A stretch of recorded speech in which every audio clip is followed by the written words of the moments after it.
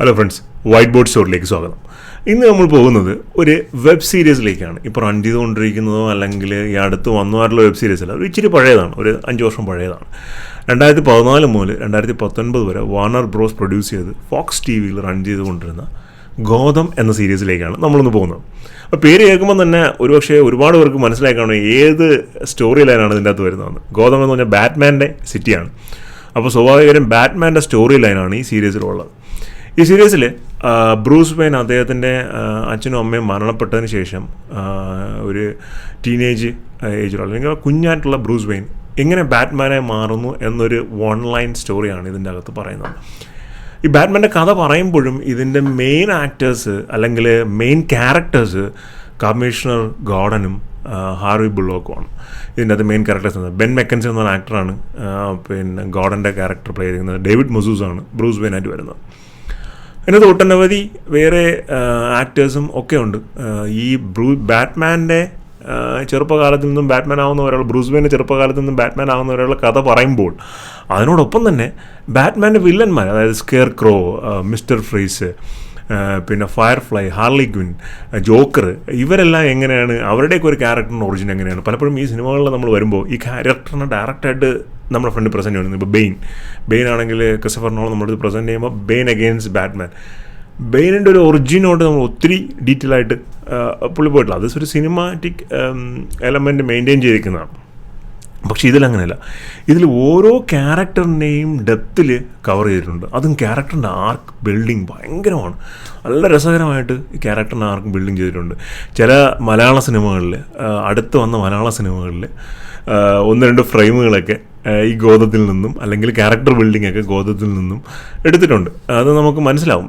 ഈ Gotham series കണ്ടൊരാക്കും ഈ സാധനം നമ്മൾ ഗോതത്തിൽ കണ്ടിട്ടില്ലേ എന്നുള്ള രീതിയിൽ നമുക്ക് മനസ്സിലാവും. അത് ഈ കുറ്റാന്വേഷണ സിനിമകൾ ആണ് മെയിനായിട്ടും വരുന്നത്. ഈ വില്ലനെ, സൈക്കോ ആയ വില്ലനെയൊക്കെ പ്രസൻറ്റ് ചെയ്യുന്നത്. ഈ ആർക്കം അസൈലം എന്ന് പറയുന്ന ബാറ്റ്മാൻ യൂണിവേഴ്സിറ്റിയുള്ള ഒരു മാനസികാരോഗ്യ കേന്ദ്രമുണ്ട്. അവിടെയാണ് ഈ മോസ്റ്റ് ഓഫ് ദ വില്ലന്മാരുടെ രൂപം കൊള്ളുന്നത്. അവിടെ നിന്നുള്ള പല വില്ലന്മാരുടെയും തുടക്കം, അല്ലെങ്കിൽ ചില വില്ലന്മാർ കംപ്ലീറ്റ്ലി ഡിഫറെൻ്റ് ആയിട്ടുള്ള ഒരു സ്ഥലത്തു നിന്ന് വരുന്നു, അവരുടെ ഒരു എൻട്രി, പിന്നെ പെൻഗ്വിൻ, പിന്നെ അതുപോലെ തന്നെ നമ്മുടെ മൈക്കിൾ കെയ്ൻ പ്ലേ ചെയ്ത ആൽഫ്രഡ് പെന്നിവർത്ത് എന്ന് പറയുന്ന ബാറ്റ്മാൻ്റെ ബട്ട്ലർ ക്യാരക്ടർ. അങ്ങനെ ഈ DC യൂണിവേഴ്സിറ്റിയിലുള്ള എല്ലാ ക്യാരക്ടേഴ്സിനെയും വളരെ മനോഹരമായിട്ട് ഇതിൽ കവർ ചെയ്തിട്ടുണ്ട്. നല്ല ക്യാരക്ടർ ആർക്കോട് കൂടി കവർ ചെയ്തിട്ടുണ്ട്. അത് നമുക്ക് ഈ ഓരോ സീസൺ കാണുമ്പോഴും ശരിക്കും പറഞ്ഞു കഴിഞ്ഞാൽ ഒരു എന്താ പറയുക, ഈ ഗോതം യൂണിവേഴ്സിലേക്ക് നമ്മളെ എടുത്ത് വച്ചതുപോലെയാണ് ഈ സീരീസ് പ്രസൻറ്റ് ചെയ്തിരിക്കുന്നത്. നമുക്ക് ഇൻട്രസ്റ്റിംഗ് ആയിട്ട് കാണാനും ഒക്കെ ഓരോ പുതിയ വില്ലന്മാർ വരുന്നു, എങ്ങനെയാണ് ഈ വില്ലൻ ഒറിജിനേറ്റ് ആവുന്നത്, എന്ത് കാരണം കൊണ്ടാണ് എന്നൊക്കെയുള്ള രീതിയിൽ. റിഡ്ലർ എന്ന് പറയുന്ന ഒരു വില്ലനുണ്ട് ബാറ്റ്മാൻ യൂണിവേഴ്സിൽ.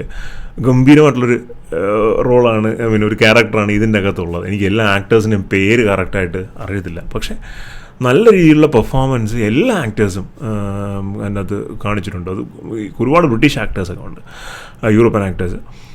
ഗംഭീരമായ പെർഫോമൻസ് അവരെല്ലാവരും കാണിച്ചിട്ടുണ്ട്. പിന്നെ ഒന്നും വെച്ചാൽ ഈ നമ്മുടെ ഈ സിനിമാറ്റോഗ്രാഫി, ഈ സീരിയൽ ഉപയോഗിക്കുന്ന സിനിമാറ്റോഗ്രാഫി അതിമനോഹരമായ സിനിമാറ്റോഗ്രാഫിയാണ്. നമ്മൾ ഈ ഓരോ എപ്പിസോഡ് കാണുമ്പോഴും ശരിക്കും പറഞ്ഞാൽ ഒരു 4-5 ഫ്രെയിം നമ്മുടെ മനസ്സിൽ തങ്ങി നിൽക്കുന്ന ഫ്രെയിമുകൾ ഈ സീരീസിലുണ്ട്. വെറുതെ ഒരു എപ്പിസോഡ് ഉണ്ടെങ്കിൽ 4-5 ഫ്രെയിം തങ്ങിയിരിക്കും. അത് ഓരോ വില്ലന്മാരുടെയും ഇൻട്രോ കൊടുക്കുന്ന ഫ്രെയിമുകളൊക്കെ കാണണം. ഗംഭീരം ഫ്രെയിമുകളാണ്. ആ ക്യാരക്ടർ എഴുതിയിരിക്കുന്ന രീതി, അതിൻ്റെ ഒരു സ്ക്രീൻ പ്ലേ. ഒരുപക്ഷെ IMDbയിലൊന്നും ഈ 9.4 അല്ലെങ്കിൽ 9 എബോവ് റേറ്റിംഗ് വരാത്തതുകൊണ്ടായിരിക്കാം ഇത് ഒരുപാട് ചർച്ചാ വിഷയമാകുന്നത്. പക്ഷേ നമ്മൾ ഈ സീരീസുകളോ വെബ് സീരീസുകളോ ശരിക്കും എൻജോയ് ചെയ്യുന്ന, അല്ലെങ്കിൽ DC യൂണിവേഴ്സ് ഒരുപാട് ഇഷ്ടമുള്ള ആൾക്കാരെല്ലാം നിർബന്ധം കണ്ടിരിക്കേണ്ടതെന്ന് ഞാൻ പറയുന്നൊരു സീരീസാണ് ഗോതം എന്ന് പറഞ്ഞാൽ. ഭയങ്കര ഇൻട്രസ്റ്റിംഗ് ആണ്.